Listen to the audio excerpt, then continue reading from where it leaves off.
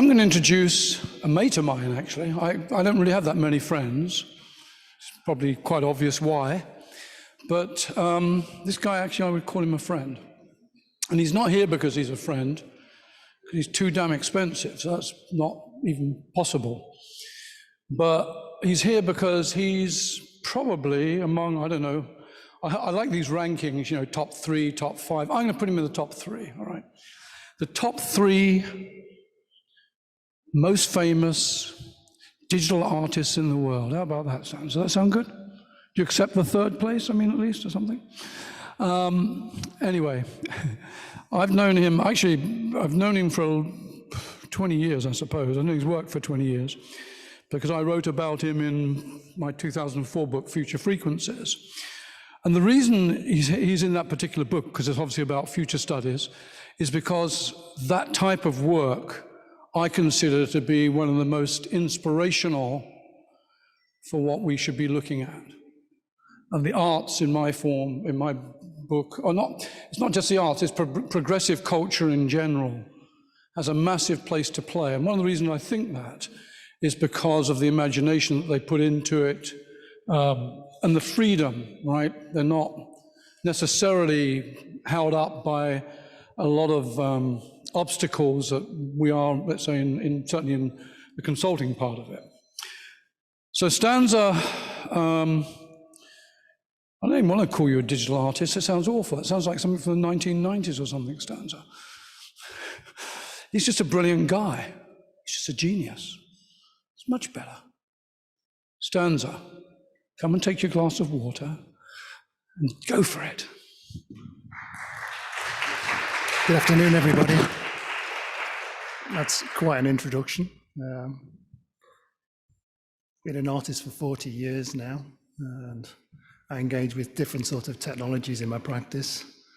I suppose I'm under the umbrella of practice-based research, not initially, but the technologies that I engage with from a music-based background have evolved from CD-ROMs to the internet to generative systems, using robotics, surveillance networks, surveillance cameras, so Internet of Things, smart sensors, etc., etc. So I'm an artist that's heavily involved in investigated technology.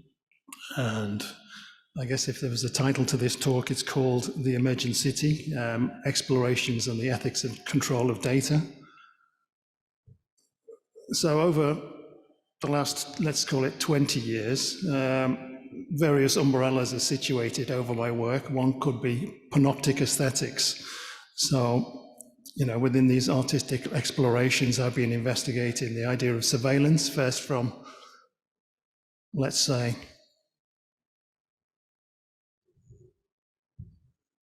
you can put the screen up if you want. Let's say lens-based surveillance to data surveillance.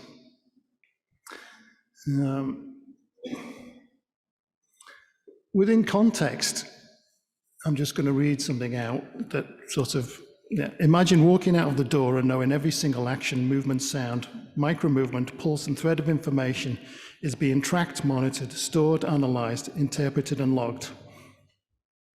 So the world we live in seems to be a much bigger brother than the Orwellian vision. It's the mother of Big Brother. Okay, so that's nothing new, but then again, I wrote that in 2004. So my position is to suggest that we become complicit by our agency in the system. We're active in our feedback and we're contributing and collaborating with various methods of surveillance. So David Leon, liquid surveillance, he acknowledges this sort of flow of data within networks. But we're in this position now, 2017, 18, 19, 20, 21, that Susanna Zuboff calls the age of surveillance capitalism. So 2004, I'm suggesting we're in the middle of Big Brother, and through my practice, I'm setting out to engage with various outputs through various methodologies to investigate these scenarios. So Susanna Zuboff says, we've walked blindly into the age of surveillance capitalism. That's seminal in her book. Obviously, we're aware of Amazon, Google, Uber, all of these different tracking technologies. But my suggestion is that we're complicitly engaged. It's been by design, and we haven't walked blindly into this age of surveillance capitalism. This work from 2002 to 2004, I'm just going to run it a little bit on the screen. I'm just going to put it on pause. So imagine you went to London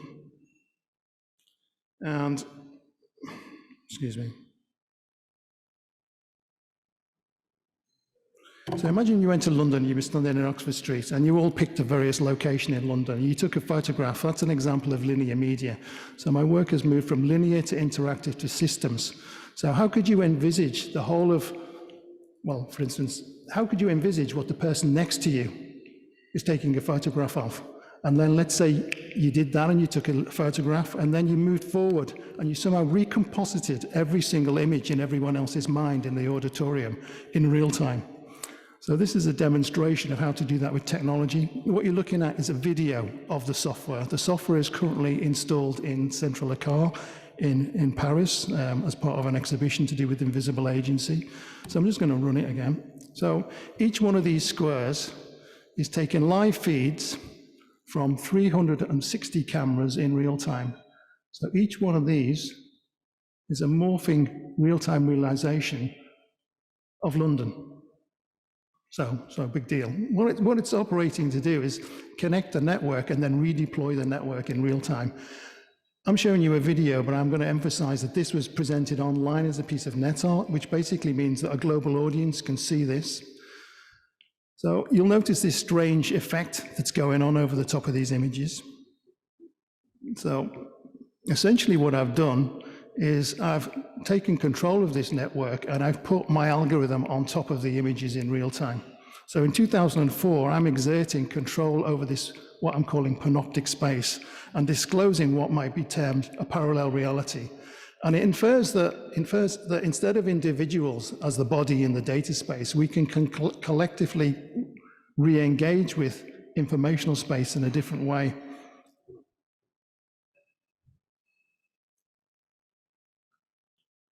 So it's my algorithm that's taken control over this in what I call panoptic aesthetics. So essentially, algorithms have been added to Foucault's list of prisons, and once again, these platforms serve to illustrate our complicit relationship to this interrelated world, trafficking meaning in various directions. So the algorithms build an invisible layer around our experiences online. So this was part of a body of work at that time, 2004 to 2006, emphasizing this relationship to lens-based surveillance. That is stuff from cameras that can be remediated over networks. This one is a different aesthetic experience, but it's looking at 250 cameras from New York. The first one ran online from 2002 to earlier in the year, and this one stopped because of the cameras going down. That's a whole other story, but I'm showing this to illustrate this relationship to the body in the data space, which is explored in this work, public domain, where we can think about architecture as a transparent space. Here, all the camera feeds in the Tate are being presented into this online globe, into this morphing globe, but this was presented online as a simulation of how we can re-employ the body in the data space into this different narrative.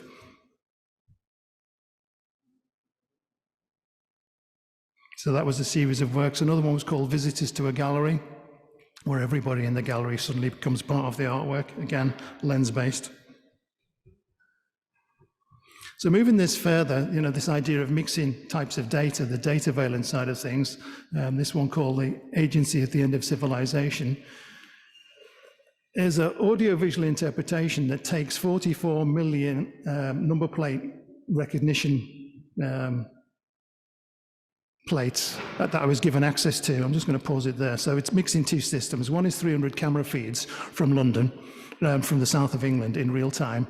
And the number plate recognition system gives you the GPS position, the time, and from that you can extrapolate exactly where and when the car is. And I merged this with my own database that had a series of names, the types and models of cars, and a faux future predictive technology. In other words, what you experience with the work is a whole series of spoken narratives as well as these real-time feeds. For instance, Mr. Smith has just left the doctor where he was told he's got a bad heart condition. And then on the motorway signage up ahead, it says, Mr. Smith, if you don't slow down in your black Mercedes, we know that you normally travel at 30 miles an hour, but you're going to have a heart attack in the car. So there's this merging of truth and post-truth embedded in this artwork, where I'm basically taking the legal structure, the legal feed, and reinterpreting it for different uses. Let's say that. I'm just going to run a bit of this.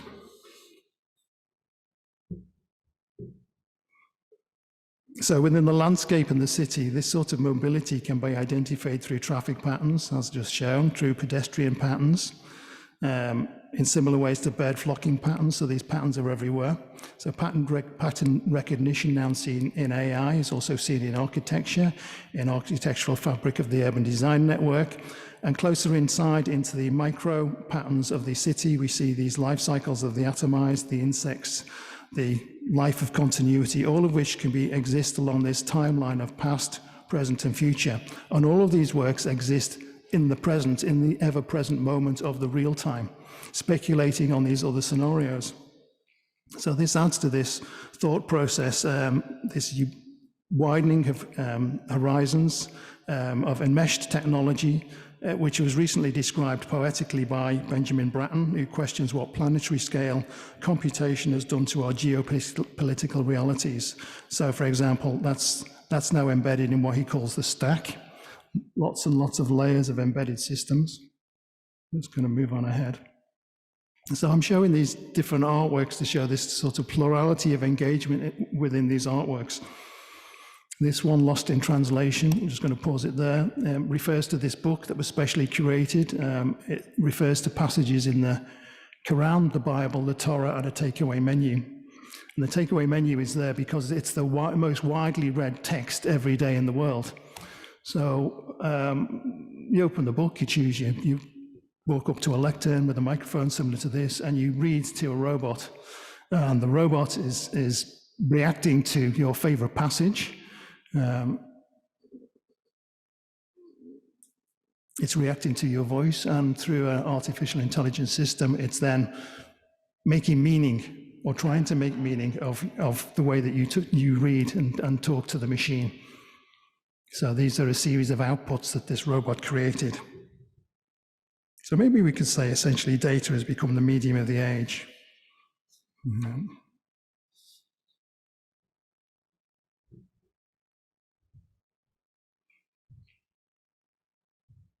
This one was exhibited at Quad in Birmingham over a series of symbols, the symbols for the crucifix, the crescent moon, and it was later taken down because it was offensive. Anyway, this is the robot doing its thing.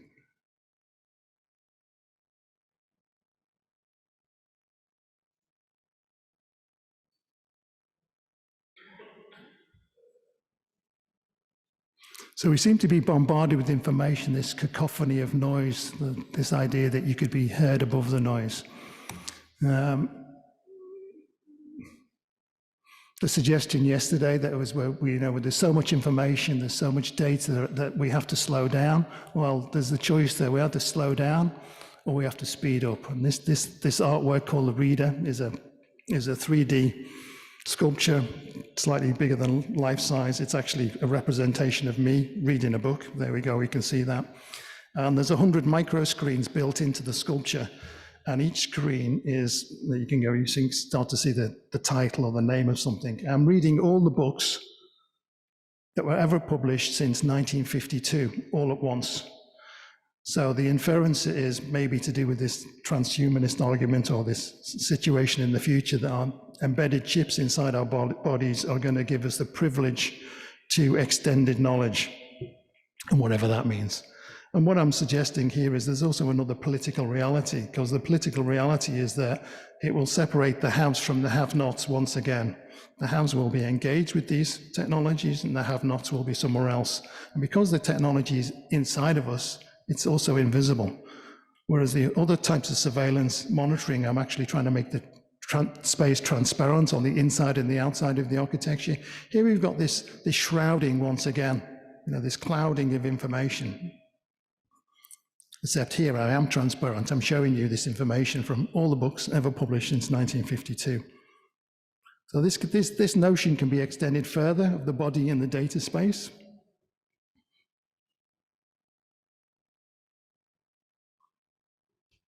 This is a 13-foot sculpture made of metal. It's got live data embedded in it. It's also got 20 cameras that you can't see embedded in the sculpture and 20 mini screens, a bit like that.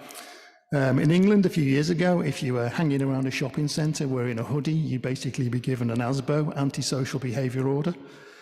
So this is to sort of represent this. Well, this is a sculpture of a young female standing tall in a hoodie. It's sort of about a re-engagement with youth culture in the data space, and to suggest that we can't really label the whole of youth culture as with antisocial behaviour orders, because essentially there are children.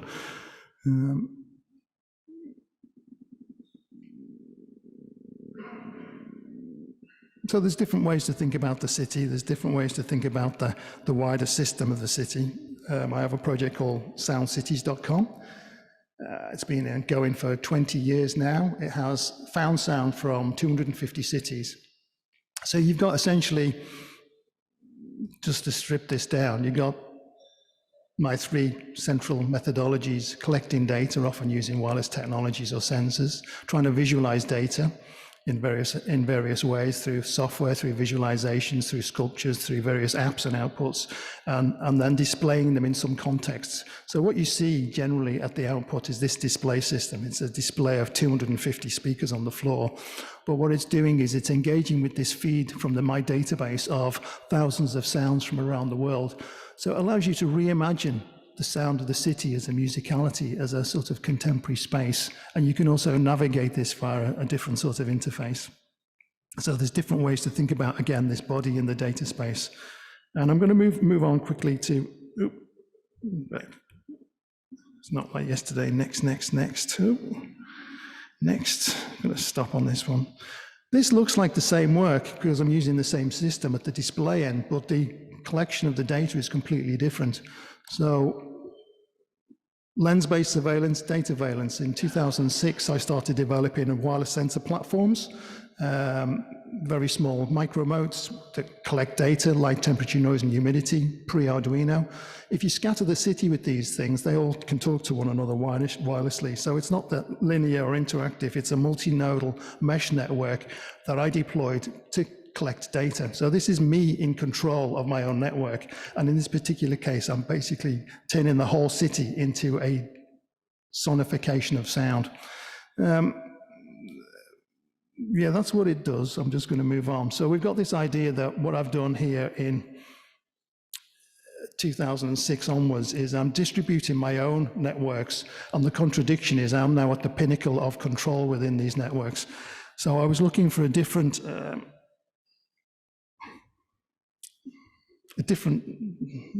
metaphor, a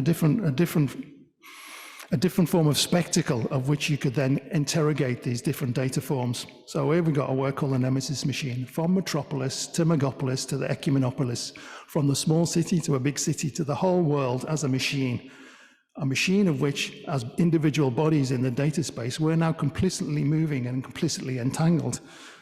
So it operates to display many data layers, showing data from algorithms, their manipulations inside the installation, but it only serves to double down this suggestion that tactical approaches of transparency or sabotage are futile because the overall impression is lost to the dystopian. Now that's my perspective, but the perspective really is that it oscillates depending on your interpretation between a dystopian future, which is our choice, or utopian futures, and somewhere in between. So the city performs itself in real time through this physical avatar or electronic double. In other words, the sensor network is made virtual and made real again. We've got the real world made virtual and made real again. We've got this feedback that we're now complicitly involved. And the key word that I'm going to lead to is we're complicitly entangled. We're no longer individuals. We're no longer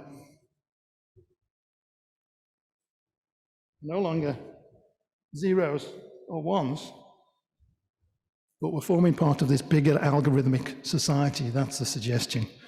So what the Nemesis machine, well, the Nemesis machine at the moment, just to backtrack, is on show in Finland with one version. There's another version on show in Paris at the moment, and it was recommissioned to be in Mulhouse. So that's 3 versions of the same artwork, which will now fill the whole of this space if it was in the same room at the same time. And as well as running on a wireless sensor network that I made, it's now light, temperature, noise, and humidity. It's got an embedded sensor network in the room, which also has a whole series of pollution sensors. It's got a 5G facial recognition system that embeds the audience inside the artwork, and it's pulling in CCTV feeds from around the world. So it's a multi-layered composite stack, to go back to Benjamin Britten, that sort of questions this, I think, political reality of how we fit into this idea that we are now subsumed into being bits or units of data that are now commodified for either financial, social, or another sort of form of exploitation. I don't think this is exploitation in my sense. I'm just showing other possible metaphors and other possible ways to engage with this data. So moving on, the sensor city can infringe with citizens' privacy. It can profile and socially sort people. It can enact forms of anticipatory governance and control. So this suggestion indicates implication in that smart city is eroding our rights and diluting democracy. Now, I could sidetrack off there and go off for one, but we'll just leave it there. I think the most interesting bit of that sentence is this idea of anticipatory governance. And that leads me, well, I'm just going to jump sort of to the end and then backtrack. It leads me to really where I've been at in the present. But the bigger question is, how will AI, whatever that is, how will AI affect the governance of the landscape in the future? So I'm just going to play through a bit of this video as we think about this. So the city is presented as a system in this way to suggest there is no privacy in the broader landscape anymore, in the broader city, since all these new technologies interact to monitor everything. The inference is that this system of technology is all-encompassing, all-seeing, all-powerful, and on a planetary scale. Now, I'm sort of making a bit of a nod there to panoptic and, to the panoptic and linearity of Bentham, but I'm also implying that this is now multi-layered and slightly more confusing than it ever was.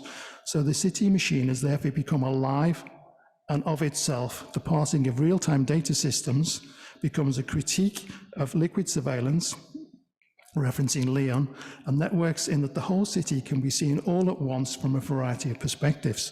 So this machine is both acting to liberate us through technology with overtures to open processes, while at the same time making us complicit in this restrictive rule of control. And what you're looking at here in front of you is a frame. It looks a bit like a city, but it's a whole load of recycled computers. But all the movement, the agency in this installation is triggered by this real-time agency of our mobility. And if we acknowledge that the city is an interactive system, and by default, everything is interactive in the city, then this city, this installation is also monitoring that interactivity. So this is where it gets interesting. The code remediates the city, and the city remediates the code. So it's a self-observing system, observing another city.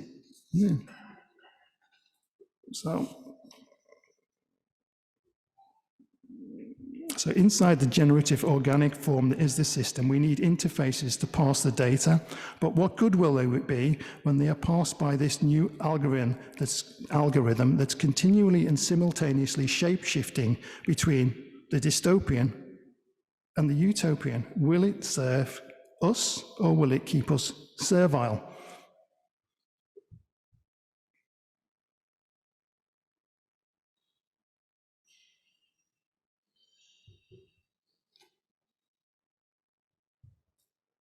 So there's some thoughts in relationship to this.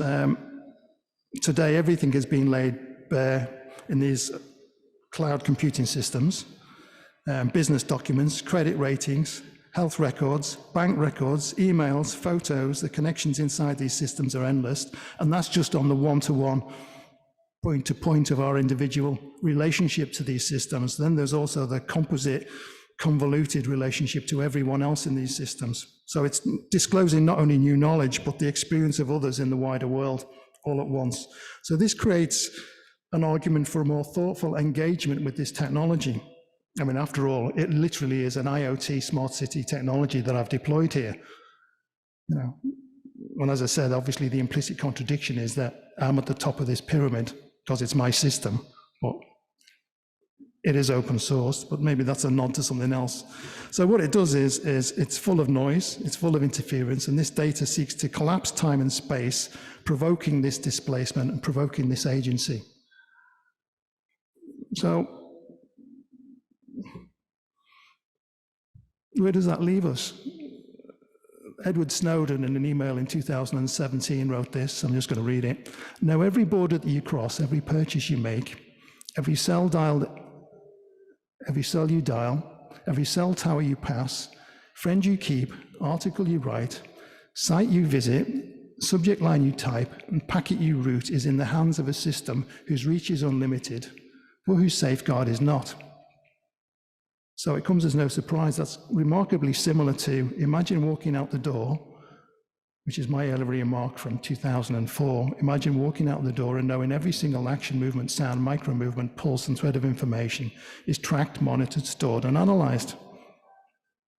So critically, by analyzing these experiences, you know, and these artworks in relationship to this first issue, surveillance, and secondly, in relationship to this issue, privacy, further reflection is needed.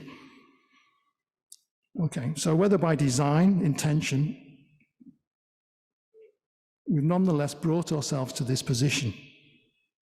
What Jack Berman, the pioneer of cybernetic art, calls systems aesthetic, as far back as '68, is actually interwoven with panoptic aesthetics implicit in these exhibited plastic sculptural forms that I make as an artist.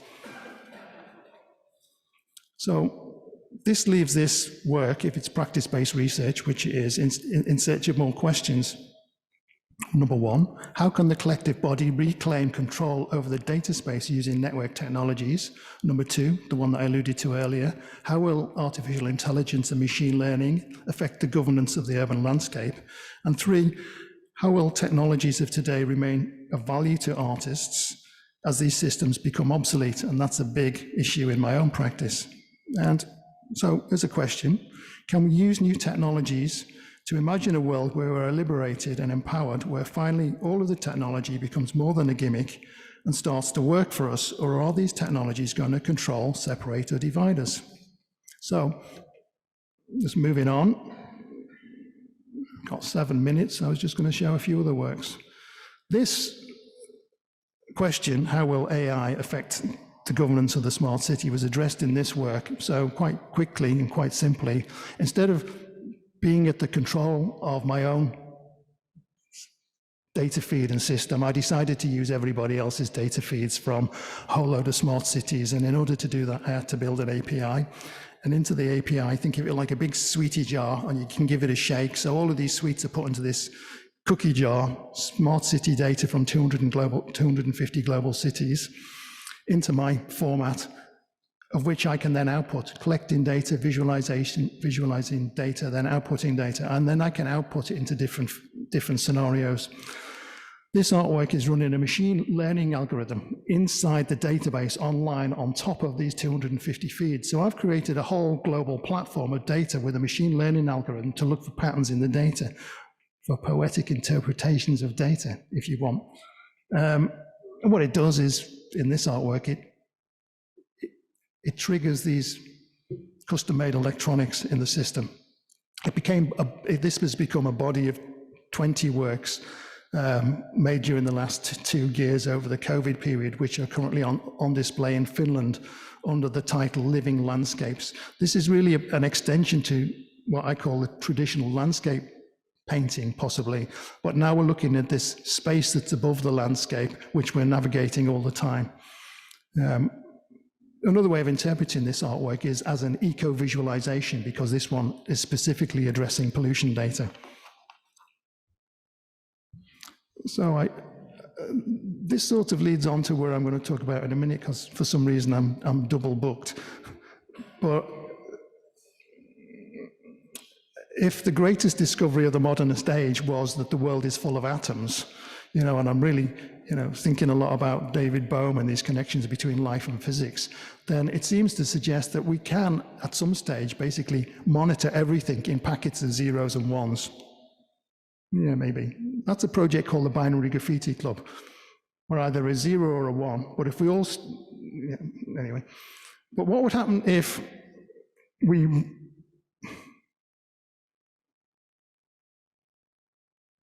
we jumped and tried to look through this for a different lens? So the different lens might be, let's try giving all our data away, let's try sharing all our data, and let's try mixing all that data up into some sort of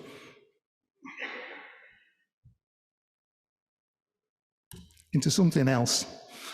Instead of state control, instead of corporate control, is there another perspective where we can work collaboratively together? Hey, I don't know what that is, but this is a phone app. It's called Velocity that I've just developed. If you press start on the app, and you all downloaded it together, it's currently on show in Paris and Finland, but it's just showing my GPS position here in the room in Finland, 0.52, blah, blah, blah, blah, 13. This sends messages to the database. It also downloads photographs off my phone. So if you agree to take part in this, you're also agreeing to download all your photographs onto this database. And then it mixes all this information up into, this is a video of the software. I'm going to show the software later, but this is a video of, this is a video implying this entangled space that we live in, because if everybody in the room downloaded this app and walked around Berlin, all of your data in real time and your photographs would be now, instead of complicitly involved, acknowledgingly involved. So there's a shift there in the way that we can re-engage with this technology.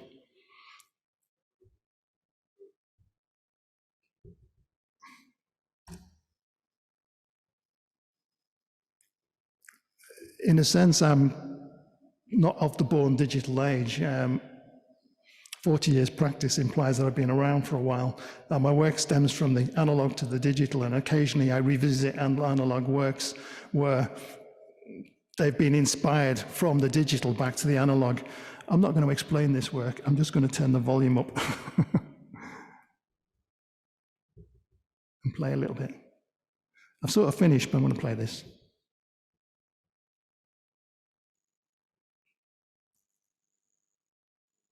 Or I think I am.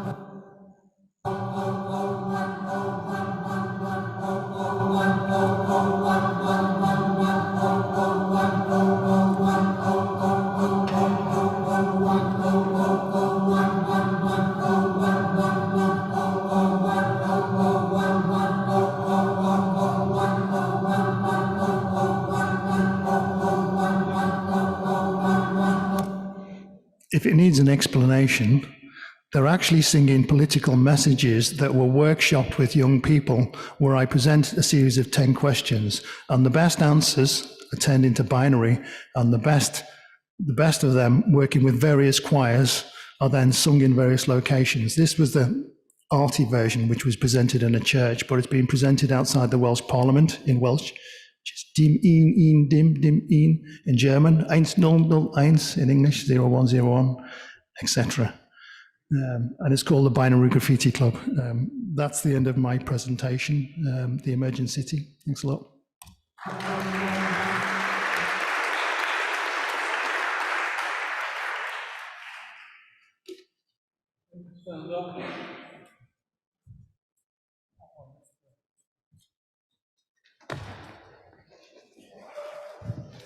If you want to ask more questions of Stanza, then you have to come to our session on art and futures. Does that make sense, guys? That's why he's double booked. So, no, I'm sure there'll be an opportunity, but just because of timing, we should probably get into the other sessions. Did you enjoy that? Yeah. Thank you. Bloody hell. This man's blood's in that work. You know, we expect a little bit from it, okay? Anyway, I worked with Stanza actually on a couple of projects, 2014, 2015, one at the called STEAM Cubed at the University of Texas in Austin, and the GSU in Atlanta. And I have to tell you, to end this, he made me build that city. Not me, me, but through other people. So I went to the IT department and I said, where can I get computer parts? And they said, by total chance, we have 150 old computers in the store. You want them, you take the parts out, but you have to get rid of them. And it's an amazing, amazing job, amazing task. Thank you, Stanza, very much.